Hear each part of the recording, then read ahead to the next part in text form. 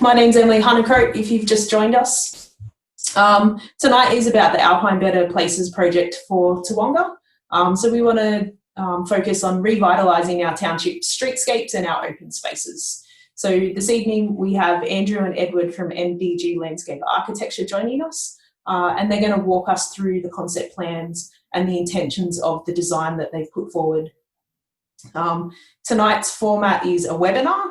So Andrew will be presenting, but as he presents, we invite you to use the Q&A function. And that is a button down on the left at the bottom of your screen. So you'll be able to push questions through to us, and thank you for all those emails that are coming through. That's fantastic. And at the end of the presentation, Andrew will address the questions, especially the key questions. We might not be able to get to everything, but please put your questions forward. If we don't get to your question tonight, then we'll be addressing all the other feedback at a later stage. But we really just want to focus on those key questions that are really relevant to the presentation this evening. Again, if you miss that, I'd love for you to put your email into the Q&A so that I can record that and put you on the contact list, just in case we haven't captured your email in the past. Hello, Peter. Okay, I think we might get started, Andrew. Okay, sure. So hand over to you. Thank you, everyone, for coming out tonight, or wherever you are. My name's Andrew Moyle and my colleague Ed Billings. We're from MDG Landscape Architects, and we were just saying before that we've been part of the previous Alpine Better Places projects of Myrtleford, Bright and Porpunka, and obviously you in the area will know the outcome of those projects. They all required or entailed a high level of community engagement, and we were very much impressed by the input that we received from the community on those projects, and recognised that it was actually an incredibly valuable part of the success of those projects was really hearing from the community where they saw the priorities and where they saw the issues in their townships that you obviously know far better than we do.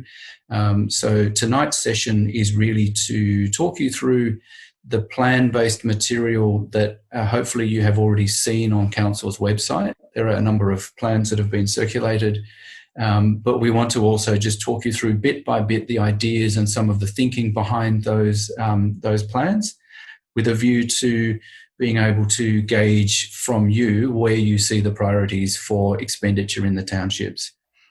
This initial stage of work had come out of some really good briefing sessions that we've had. So we're running the same project for Harriettville as well. But in March, we met with the District Community Association and had a very good briefing session on site then. So we've obviously done an amount of initial work, but that briefing from Sue and Eric was really good to be able to give us a good sense of the background and the history and some of the issues that we hope to address in the project. What I'm going to do now is I'm going to try and share my screen. So hopefully everyone can see that.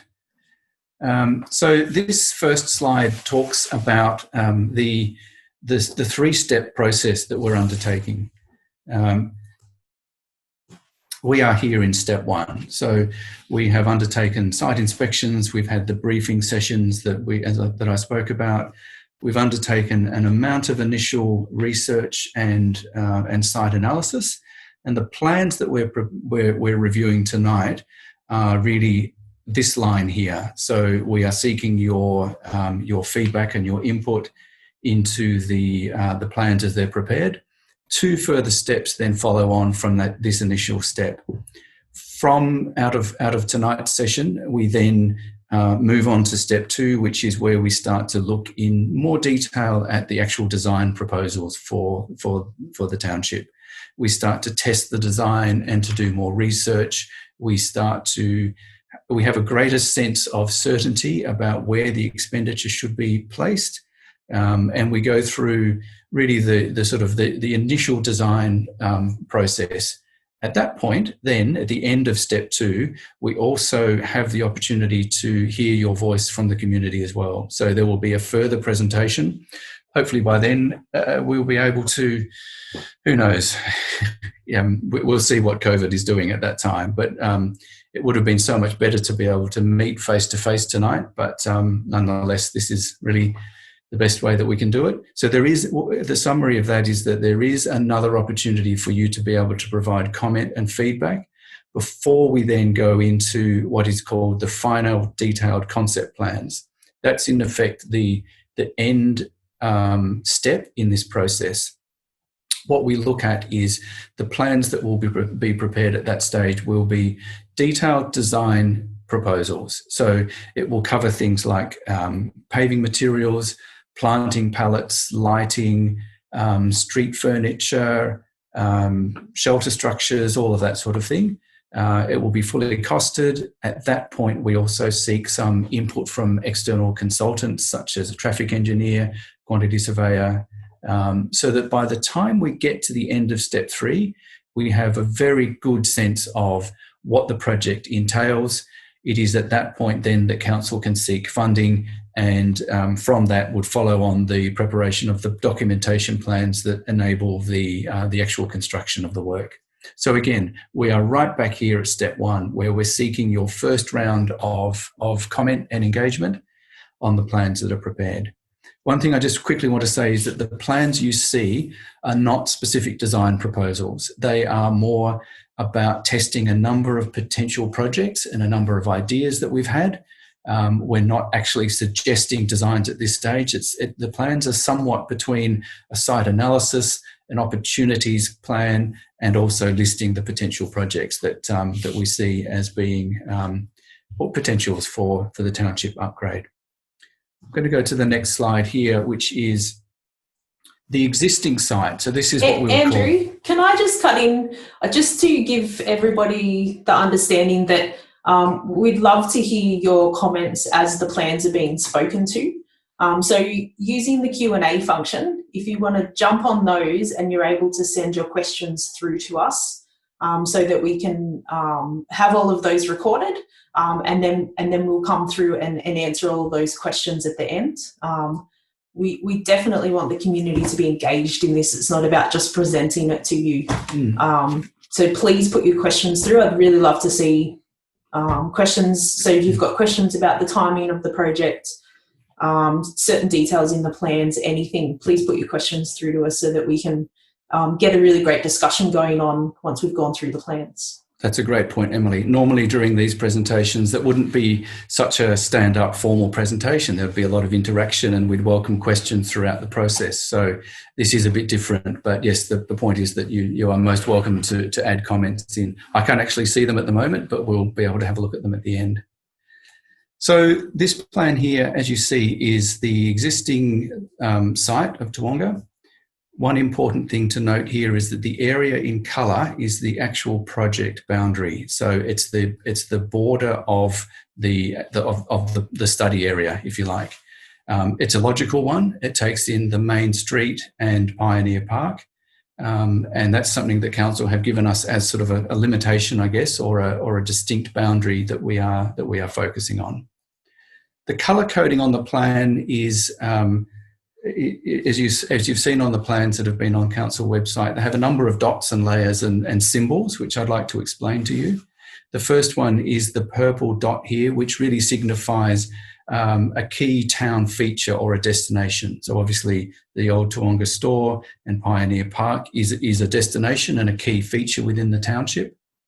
The dots that are in orange designate where there are traffic management issues or the potential to resolve some of the pedestrian and vehicle conflicts that exist. So right here opposite the CFA, the area of reasonably large roadway that needs to be able to make a connection across. And then there's an odd area here at the back of the Scout Hall where it really is just a sort of a dead end parking area. The other thing on this plan is the indication of where the existing footpaths are. And I think it's quite illuminating seeing this plan because it almost shows at a glance where the footpaths are not. So we'll talk about that as a potential a little bit later on, but that talks about the linkages. The blue line here is an indication of where the existing, where the embankment along the side of the road is. And obviously at the moment it is somewhat of a sort of a cutting, and we've got some ideas about how that could be better presented. Then we look at the Tawonga Vision Statement, which was from the Framework Plan in 2009, and it talks about Tawonga being a place where residents can enjoy high quality of amenity, a high standard of residential living, and a range of community facilities. And that's really, in a sense, the underpinning of this project, is to try and bring a lot of benefit to the township. I'm going to now go to the first of the potential project areas. So this is the arrival. So as we see entering Tawonga Township from both directions, that is the entry approach. And so you're obviously fully aware of it, but it just helps to take a step back and have a look at the imagery. If we go to the plan, we're talking about an area here and an area here, the two ends of the main street in a sense. And there is a real opportunity, we think, to be able to announce the township, to be able to have a distinct sense of entering the township itself, and to create a real identity and a sense of arrival from both directions as one would drive through Tawonga. I think there's also a potential, another arrival potential just here, which is where we have another entry into Pioneer Park itself. Probably not of such a higher order as the main township entries, but we think there's a real opportunity there to be able to announce Tawonga as an entity, as a township. We'll go to some images here. Now, it must be said that the images really are intended as, we're not putting specific design proposals to you, we're just giving an idea of the sorts of things that can be achieved. So top left image, hopefully everyone knows that, it's the entry to Pawpunka. And I guess in many ways, the challenge faced by Pawpunka before we put the entry sign there was that it was, many people drove through or past Pawpunka without actually really noticing that they were there. So the idea of that sign was to draw on the local references of the timber milling industry and to create a new identity and a new signposting of the township. And we think it has worked really well in that it announces that one is entering into Pawpunka. And some other ideas about how graphics and the actual signage can be incorporated into a gateway into the township. The second idea or potential or concept is that of linkages and connections. And we're talking about physical linkages, such as on the image on the left here. There is a great opportunity for physical linkages to be improved by the installation of some footpaths. But we're also talking about visual connections and visual linkages. And I think one of the observations that we made when we first visited was that, in a sense, Pioneer Park is very much cut off from the main street. And we see an opportunity to be able to diminish the visual barrier, if you like, between the main street and the park itself.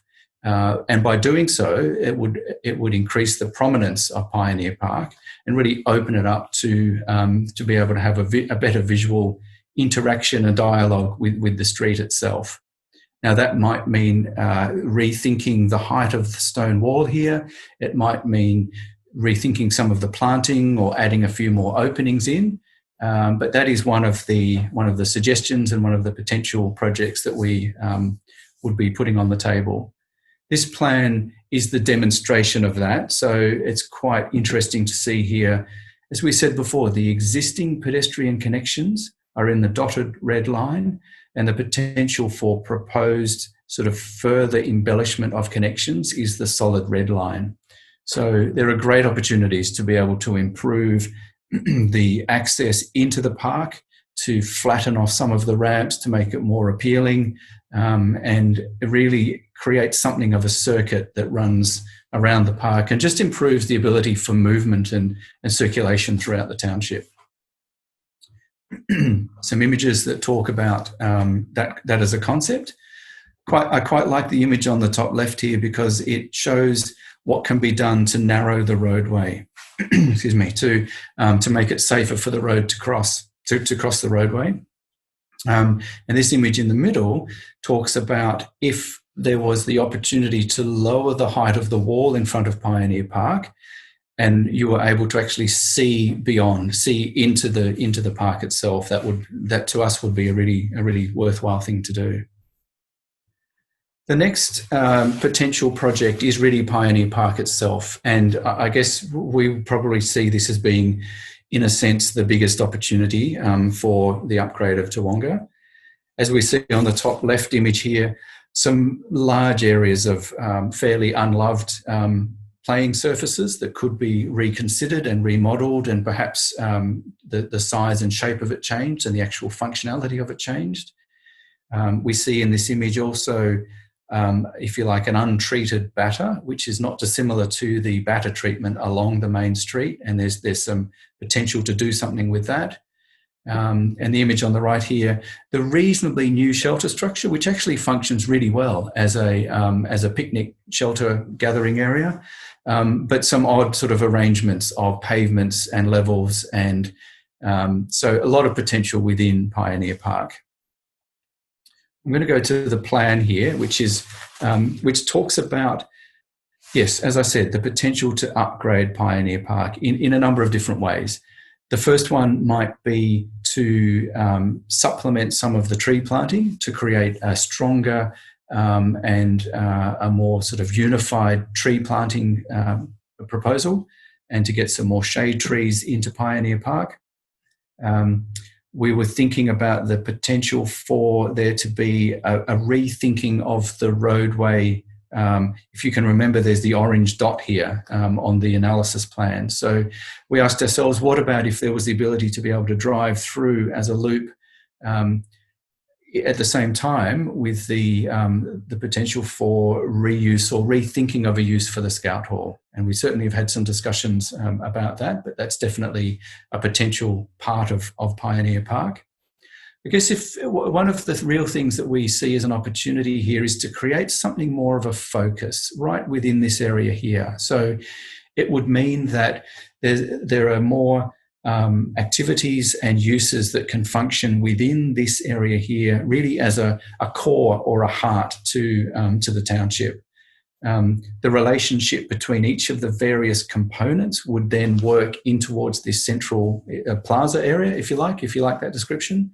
And it would mean that there is a sense of purpose and an activation that could take place within Pioneer Park.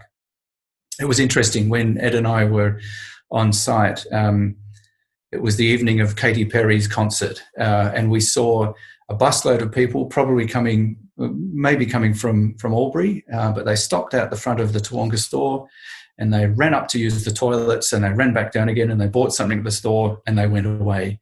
Now, the bus driver must have known that there were amenities there to be able to park the bus. We probably would have driven straight past without even knowing that Pioneer Park had what it had to offer. So, again, one of the real opportunities is to open up the park and to make it interact far more strongly with the street, but also to improve some of the functionality and the amenity of the park itself. This project is not only about beautification, and it's really important to say that the project is about improving the functionality of the township in whichever way it turns out to be. There is an opportunity within the upgrade of Pioneer Park to rethink the play space, to perhaps make something more of the play space, to make it more of a destination. We do like the idea of all of the various components facing back towards this centralised plaza area. So we could rethink the playing surface. We could possibly put in an amphitheatre that deals with the level change. And in fact, in many ways, a big grassed area such as this is actually quite important and quite useful as a multi-purpose area. So we wouldn't suggest that would be necessarily completely reconfigured. It could be levelled off a little bit, but in a sense, that's quite a useful area as well. So then we go to some images. Again, potential design images, not specifically saying that this is exactly what we're proposing, but some images that suggest some potential outcomes. This image here is of Myrtleford, and we particularly like this one because if you can think of Myrtleford, the main park, before and after, One of the things that has really worked in its favour is the proximity to the main street and the visual links in towards the parkland in Myrtleford. So there's a potential for that sort of character to be implemented. Potential for a rethinking of the playground and perhaps a little bit more activity and a few more events and things to be able to be doing in the play space. An image here that suggests what could happen for the amphitheatre level change adjacent to the playing surface, where it can actually become a functioning edge to the space. And then just a simple image here, which is a lovely one of grass and trees and a really well-considered shaded planting area, a lovely park image. I'll go to the next category, which is generally just streetscape improvements. So this is talking about the main street itself. You know these images, obviously, from living in the township. And we see here some opportunities, as I said before, to rethink some of the edge interfaces, an opportunity to potentially lose a tree so that a footpath can be installed through here, an idea around getting some more consistent tree coverage along the street.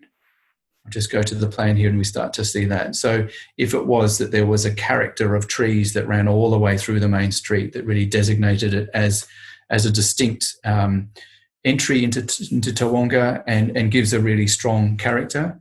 Streetscape improvement isn't only about tree planting though, and so we see some opportunities to upgrade some of the public realm. And I'm thinking in particular of this area here where we have the crossing point from Old Tawonga Store into Pioneer Park. So a potential for the streetscape itself to be upgraded, possibly new pavements, seating, bins, drinking fountain, that sort of thing. So the sort of public realm amenity, I guess similar to, if anyone can think of the main street in Pawpunka, near the pub, that sort of streetscape upgrade is a potential where the quality of the public realm is really vastly improved.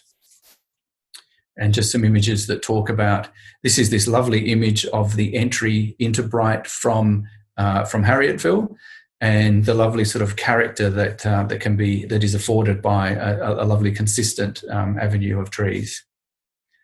And then the last potential is really one that is talking about the uniqueness of Tawonga. Every township is unique, and Tawonga is a special place, and it has special references that are just about Tawonga. Obviously, Mount Bogong looms large on the horizon and is a very strong and important cultural marker. So it's difficult to show this on a plan, but the gesture, I suppose, is what about if there was a fairly strong linkage through to Mount Bogong as an identity, but there are lots of other clues and references that we could draw upon. The history of the area, the First Nations people, the high country stockmen, a lot of sort of potential references that can find their way into some of the narratives and the materials and the forms and the designs that would be part of this project.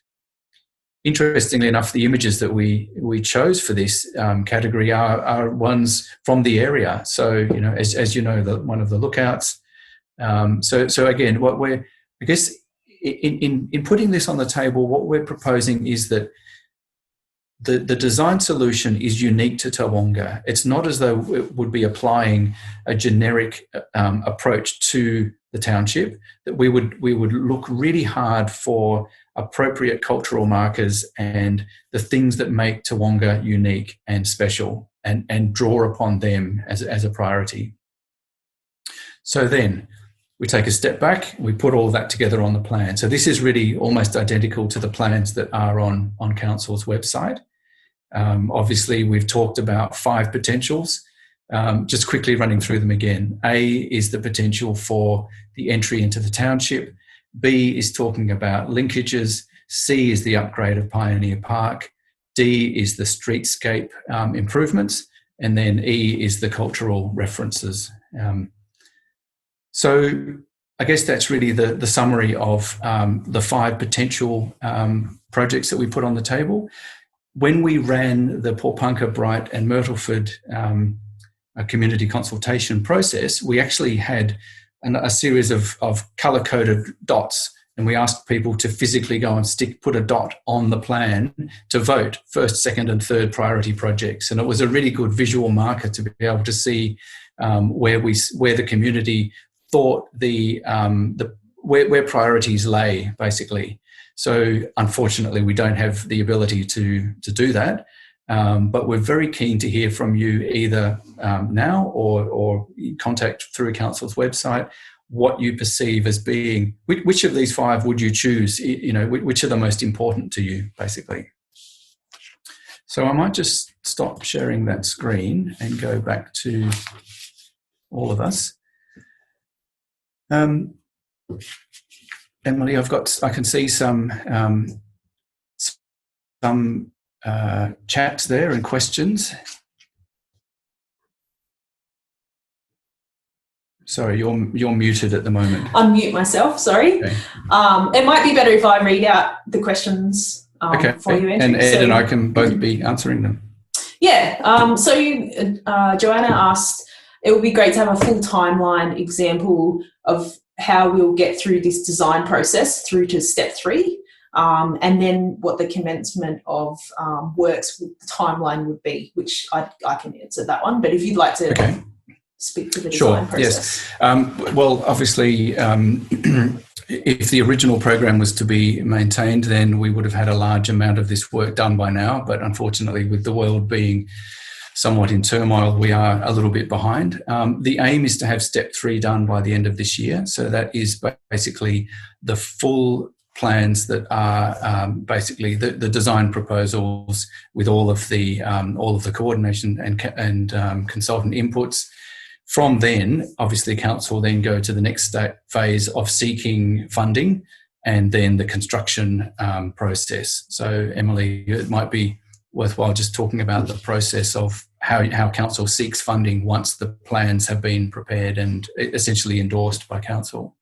Yeah, so I suppose a really important part of that last part of the design process will be the community helping us prioritise which projects that come out of this design process are the most important to them, and understanding that often sort of the cost might mean that it might take a little bit longer to get funding. We'll be once all the projects are on the table, then we'll look at the cost of them and what funding might be available that would apply to those different projects. And they would also be looked at in terms of the annual budget setting process that Council go through each year. But obviously, we'd be looking for all those opportunities that might come from a federal or a state government level to fund some of the bigger projects. And it's something that we've been really successful with in the past. So it would be that would be the process that we'd follow for that. The next question was from Peter Roper, asking about the Scout Hall. So I know that was a question that came up on our Facebook page. I've been in contact with the Scouts Victoria, so they own the Scout Hall and the land that it sits within. The Scouts are very open to the idea of a collaboration with that building. They see it as a fantastic asset, and the area itself is very important to Scouts in the programs that they're able to run. So they really like the idea that there might be some opportunity to collaborate with them to perhaps have something that's a bit broader and can be used by the wider community and not just the Scouts. We'll just move on to the next one. Some feedback that everyone's excited about the signage that might be going in. The next one, Rosalind asked about the Orange Dot over Tawonga store, just sort of voicing that she was a bit concerned about the oncoming traffic, being able to see out to see what traffic is coming if there's cars parked on either side of the road. Mm-hmm. Andrew, you might like to talk about the design. Yes. So the orange dot really is to designate that as an issue. What it means is that there was one of the images that we showed of the main street in its full glory and just the extensive width of road pavement. So it's a very good point that we would need to make sure that any pedestrian crossing would be safe. And part of the process that we have is that we have a consultant who's a traffic engineer on our team who would be needing to assist us with designing something that is safe, enables obviously vehicles to still move through as they would, but trying to maintain as much parking as we can, but also create a safe crossing environment for pedestrians. We're very mindful of the issues around pedestrian and vehicle safety and cohabitating in the same space, basically. Great, and that speaks to the next question that we had around issues for parking outside the store and providing that safe crossing. Yes. So just being aware of how all that needs to cohabitate. Yeah. The next question was also about that visual access from the park to the road so that people are able to see the park, but also safety. I suppose that question so more visual access to the park from the road would be great to encourage people to use that area. If you wanted to speak to that, Andrew. Oh, I think it was the first thing that struck us, to be honest. As we visited Tawonga for the first time, we drove through and we could see that there was something behind there, but at the moment it just felt as though there was a real barrier and a disconnect between what is one of the main attractions and one of the main public areas of Tawonga. And so the ability to be able to see it and to engage with it a lot more strongly, we thought was a real opportunity. One thing I should point out here is that we're talking about amenity improvements, not just to entice tourists and people to come to the area, but that is obviously an important part of it, but it's also for the community. So there's a dual benefit here in that if people are enticed to stop, the toilets are always a good draw card in travelling, obviously, to be able to have a stop off. You come and use the park area, have a picnic, go to the general store. All of that can function really well in the same place. Just quickly to the road pavement issue. Obviously, if you can think back to what we did in Myrtleford, which was to remove a single lane of traffic all the way through the main street there to effectively reduce the width of hard pavement that a pedestrian had to cross. And a very similar sort of outcome for Pawpunka, where there was just this massive area of unnecessary road pavement that when we first did some traffic analysis, we realised that we only really needed less than half of it. So I guess by doing that for Pawpunka and Myrtleford, and to a lesser extent Bright, what it meant is that we do need to have the minimum amount of requirement for vehicles to move through, but it just made the pedestrian environment far more pleasing and friendly and safe ultimately, which is what we'd be looking to explore here. And I would say that my knowledge of the feedback on the Myrtleford project in particular was that a lot of people commented on how much safer they felt crossing the road in that and yet there is still parking all the way along, so the shops are not disadvantaged. That was something that we're obviously really mindful of, that we can't just go and suggest that all of the parking goes, because that doesn't help the township to function. So there is a balance that we would be looking to see to find. The next question from Sarah: are you proposing, Andrew, the sense of arrival being placed at the beginning of the coloured parts of the map, so the extent of the map that you've got roughly there? Yes, although we would, if we get general support, that's sort of it seemed to us to be a logical beginning and end. Obviously, with the issue with townships often is that the actual sort of true entry may be some distance down the road. But this seemed as though it felt logical that we were entering, if you like, Tawonga proper, so somewhere within those areas. Obviously, we've got issues of, it needs to sit within council land. We can't put any of this in private property. We need to make sure that it's visually prominent. So with your support, if the community are keen on the idea of having some sort of announcement of the entry, then the next thing that we would do is we would look for a location that is suitable. I guess if we need to go a little bit beyond the coloured area, if it makes really good sense to move it slightly away from that coloured zone, then we'll be open to that as an idea.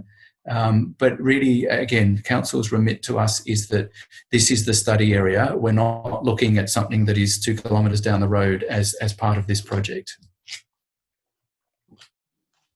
The next one, so extending the footpath to the edge of the township area would be welcomed by many families.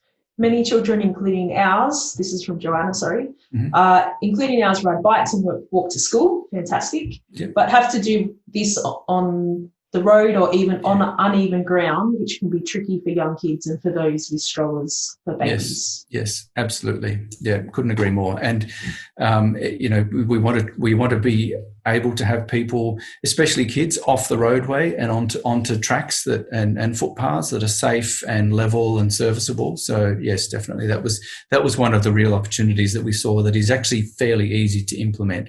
It gets a little bit trickier on the side with the embankment. Obviously, that sort of fairly severe level change presents a bit of an issue, but perhaps it's flattening the embankment off so that it can be grassed and there's a little bit more of it. It has a bit more of a pleasing presentation. But there are lots of ways that we can explore to achieve that circulation and that more consistent and connected pathway network.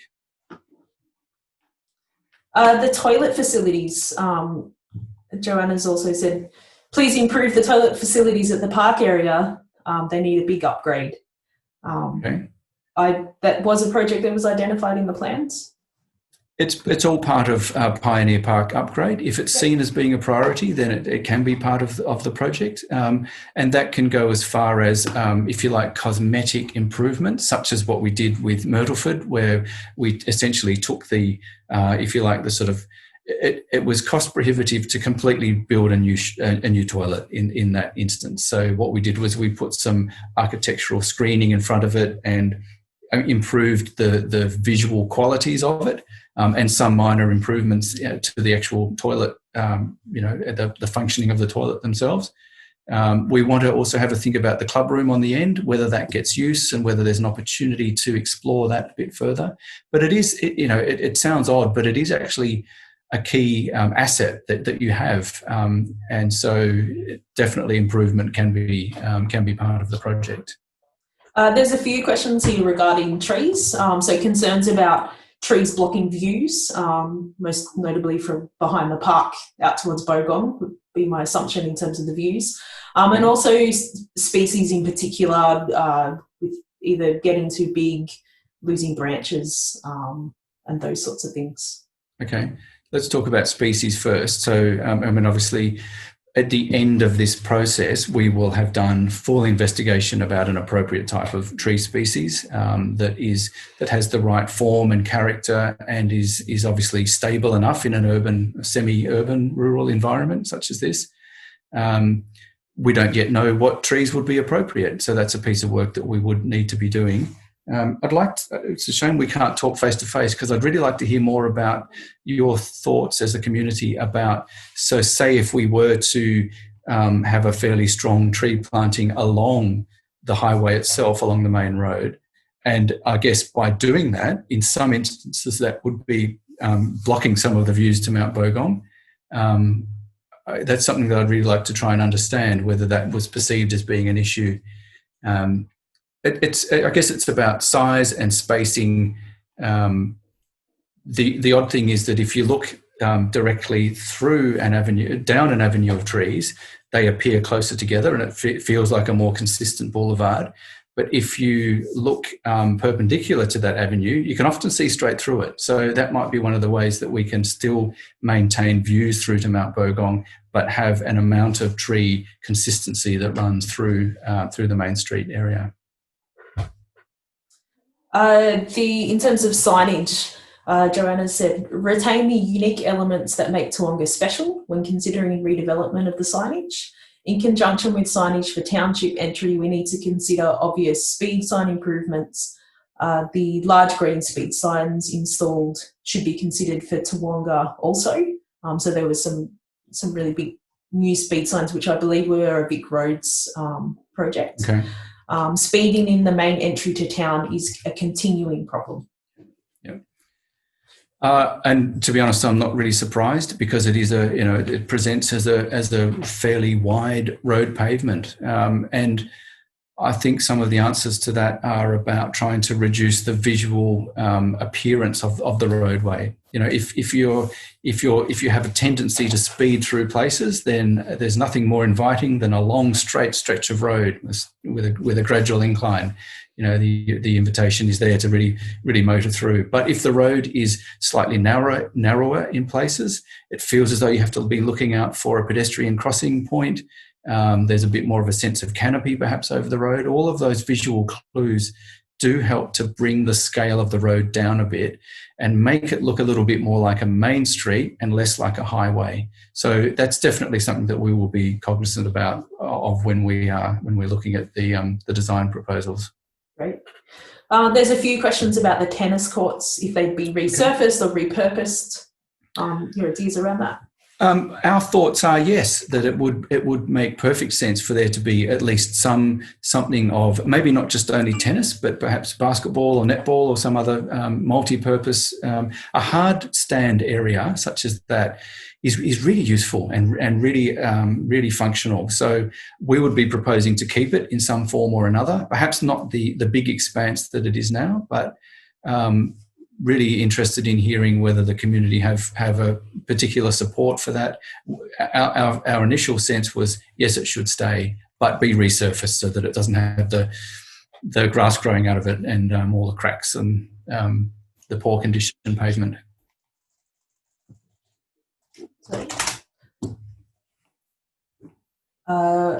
Sorry, there's I've lost my spot. Reducing vehicle space in Myrtleford and Port Punker, has this affected the bike safety? I suppose that's something to consider. Are we going to be doing that along the Kiwa Valley Highway? Ed, can you talk to this one? I think so. With in the case of Port Punker, there was the off-road Alpine trail.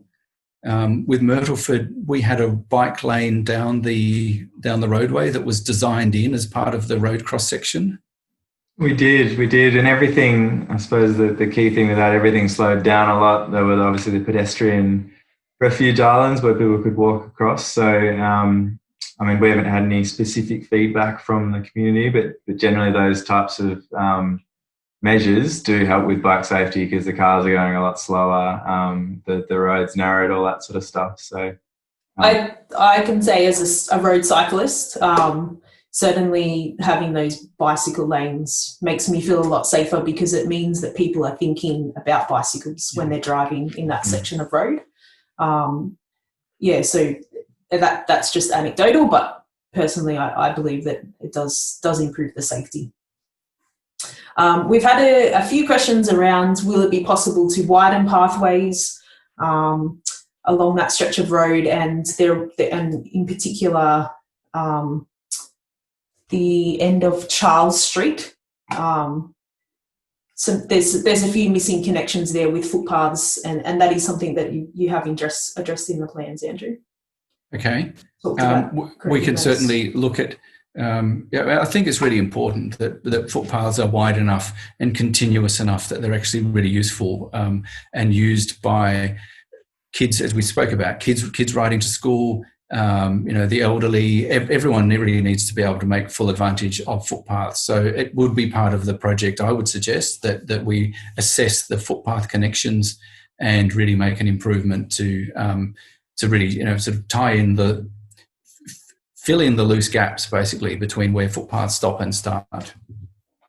Great.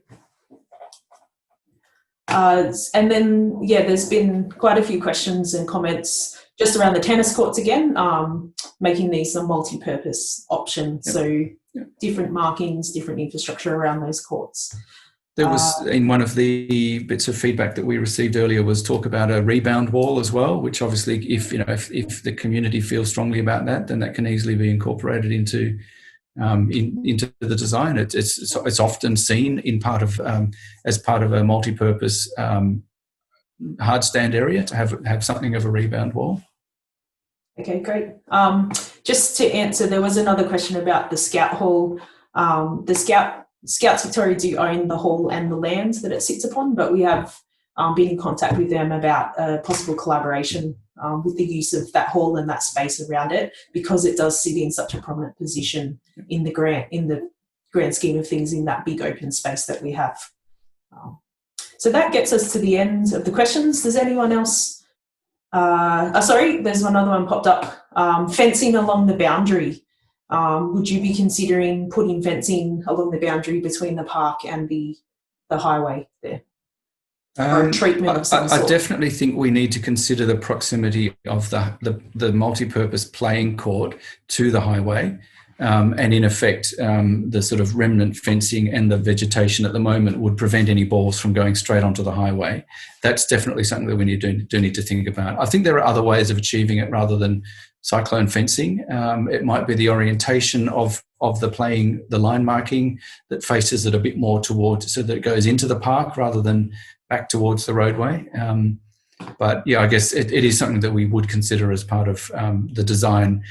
Again, when we get into, if we have the community support to investigate further a number of these key areas, the next step really is to start testing the design and to come up with actual proposals. And that's the time at which we would start to look at fencing, path connections, making sure the pathways are wide enough and the right gradient. All of those sorts of more detailed design proposals will come in the next step. And would you consider fencing at the back of the park between the private properties and the park? At present, the park merges into people's backyards, and I assume there could be a little bit of conflict around what space is what. It's a possibility, yes. Yep. If there was generally wide support for money to be spent on that type of fencing, then I guess it could be part of the project.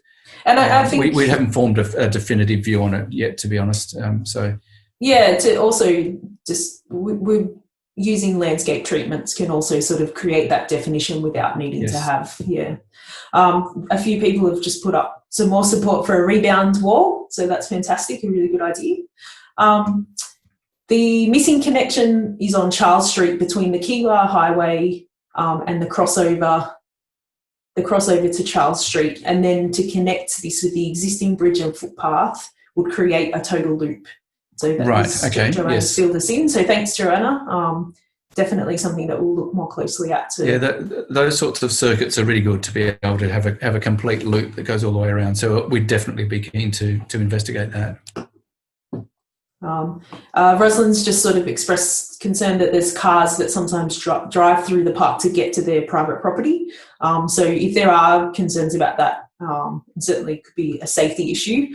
That's certainly something we'd want to address to make sure there's no safety problems or damage being done to the parkland. There's a question there about wheelchair users and access from the road into the park. Yeah.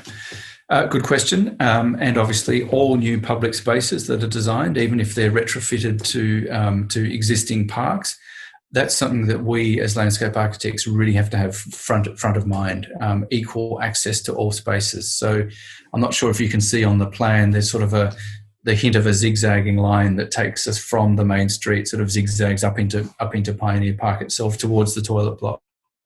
Definitely important to get that right, so that it's not just people in wheelchairs, but it's people with prams and those that have mobility aids. Public areas really need to be accessible and usable by everyone. Not always an easy thing to achieve when we have steep sites, but it's definitely on the agenda to be able to make that the ability to move into this park and move around it as seamless as possible. And another question just around the play space and park equipment. It would be great to have some nature-based elements in the park, in the play equipment. Yep. Absolutely, yes. And we probably would like to test a few ideas a little bit, probably in the next step, the next round of what does the upgrade to the park, the play space actually look like? To what extent does it need to go? And the concept of nature play is a really good one, because it essentially means that, probably 20 years ago, the trend was to just pick pieces of isolated play furniture and put them all together. But nature play is more interactive and sensory and and also within more of a landscape setting, more of a planted setting. So we would be very much in support of that as a sort of driver, basically. Great. We might just take one or two more questions. Someone's just put up support for a sensory garden. Don't forget a sensory garden. Thanks, David. Provisions for a fenced dog area. Is that something that had come up in the past, or something that we might be able to consider? I know there is quite a big space up the top of that park. Okay. It's certainly something that we could consider. I guess in some ways it could be somewhat of a draw card for people that are travelling through, stop to use the toilet, let the dog have a run around, get back in the car and keep moving. So if the community is supportive of that, then it can easily be incorporated into, at least even to an area that it may not take up the whole of the big grassed kickabout area, but there are ways that it can be incorporated into the design of the park quite easily. Fantastic. All right, we might wrap it up there. Thank you everyone for being involved. The webinar seems to have worked well, and it was really great that everyone just kept sending through their questions. Can I encourage you, if you didn't already, to send through your email through the Q&A page so that I can record that and put you on our contact list for any updates for the project, just in case we haven't captured your information before and you'd like to be kept updated. We're going to have a feedback period for the concept plans that until the 2nd of August. So if you would, and this information will go up on Facebook and onto the project page on our website, but I'd really encourage you to give us as much feedback as you can. We really want the community to be involved in directing where the plans go from here. So you've got till the 2nd of August to do that. info@alpineshire.vic.gov.au, or if you call through to customer service, they'll be able to put you through to me, and I'll be able to record down your feedback. But thank you again for being involved, and it's really great. We had up to 20 people at one stage, so it's really great to see everyone getting involved. I'd like just to chime in and thank Ed, Andrew and Emily for their webinar this evening and for presenting to us. I'd like to reiterate to the people who are still online, we're still in the early stages, so we're really keen to hear your feedback. Nothing is set in stone, so throw the ideas in and we'll bounce them around and we'll have some discussions, and we'll see what we can do to meet the needs of the community as best we can through this project. So thanks very much for your participation this evening. It's been a bit unusual not being able to see you, so I'm used to the Zoom meetings where you can actually see the participants and talk face to face, but I think it's been quite a useful session with the question and answer has worked, I think, pretty well, and we'll take away the comments that you've provided, and we've also got a recording of this session this evening. So hopefully we've captured everything, but yeah, as Emily said, feel free to give us a call at council, send us an email, and get information across to us so that we can give it consideration as we work through the project. Great. Thanks a lot, everybody. Have a good evening. Thanks a lot.